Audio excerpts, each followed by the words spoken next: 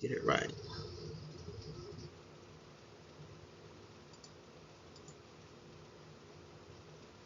Welcome, my name is Lisa Burke, and this is my presentation on Wi-Fi technology.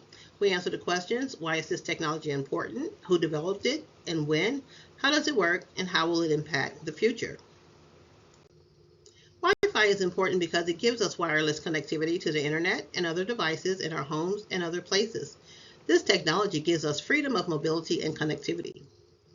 The evolution or development of Wi-Fi can be attributed to three different people over the passage of time from 1895 to 1997. First, Guillermo Marconi. Second, Hedy Lamarr. And third, Dr. John O'Sullivan, aka the father of Wi-Fi. Each one made a significant contribution to the development of the Wi-Fi we know today. Who is Guillermo Marconi? He was an Italian inventor and electrical engineer. He designed a radio which could send Morse code. Radio had been around for a very long time. However, he had his work patented. As a result, he is credited with this invention. He received the patent for wireless telegraphy in 1895. Hedy Lamarr, bombshell, was a Hollywood actress and an inventor. The Navy had a dilemma. The torpedoes were radio controlled. However, the radio signals could be intercepted and manipulated. Lamarr formulated a brilliant idea: frequency hopping. By changing the radio frequency, it would be difficult to get a lock on the frequency. It would make torpedoes practically immune to interception. Introducing Dr. John O'Sullivan. He would later become known as the father of Wi-Fi. Around the 1970s, this scientist and electrical engineer and his colleagues were trying to communicate with black holes in space by using radio waves. He formulated the fast Fourier transform equations. However, they had no success and abandoned the project. By the 1980s, PCs were popular, but there was no Wi-Fi. Imagine having a home or office network and not having Wi-Fi. After about 20 years, Dr. Sullivan and his team would revive the fast Fourier transform equations with wireless networking. They pulled their wealth of knowledge together and created the first version of IEEE 802.11 protocol.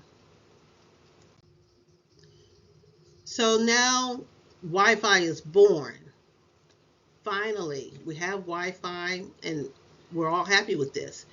These three people lived in different times. They helped shape the Wi-Fi we know today with their individual contributions. So a little trivia. Why Wi-Fi? Why the name Wi-Fi? Is it an abbreviation of two terms bridged together with a hyphen? Surprisingly, the answer is no. The term Wi-Fi was chosen by a marketing group. They wanted something easier than IEEE 802.11 protocol. As a result, they came up with Wi-Fi. It was similar to another term, Hi-Fi, which was actually an abbreviation for two terms, high fidelity. Thank you, Brightside. So how does Wi-Fi work? We know that it is built on radio technology. Radio frequency waves travel on the air. They afford wireless connectivity. To have a LAN with access to the internet and wireless connectivity to devices like your laptop, printers, PCs, etc., you need some basic components. Router, wireless access point. The access point provides the radio connection between the router and the local wireless devices. Thank you, Network World. Modem, ISP. An ISP is your internet service provider like Comcast. You need an ISP to get access to the internet.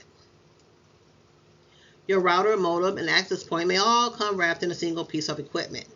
The access point is essential to receive and transmit radio signals with the LAN. Again, Wi-Fi is built on radio frequency waves.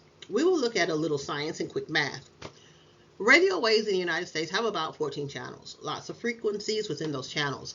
Wi-Fi travels on frequency waves higher than AM or FM radio station frequencies. Your microwave may interfere with your Wi-Fi because they may be on the same frequency. These frequencies are measured in gigahertz. 1 hertz is equal to 1 second. Giga is approximately 1 billion. So a 2.5 gigahertz is about 2.5 billion frequency waves per second. If you do the math, you will see that 5 gigahertz is about 5 billion frequency waves per second. With the proliferation of Wi-Fi and its ease of accessibility and the power to connect with the world, impact on the future is significant. Of course, like with the emerging technologies that build on the information technology, Wi-Fi will continue to lend to the development of new smart devices. With the rate that information is moving through cyberspace, security will, of course, be impacted as well. As we can see, Wi-Fi has come a long way and has made great strides. The 6 gigahertz promises even faster, greater speeds. Wi-Fi technology will continue to impact our lives and change our way of life. There is chatter about implanting nanobots in our bodies with built-in locators and ability to control our minds. However, for now, that is just science fiction. So, thank you and goodbye.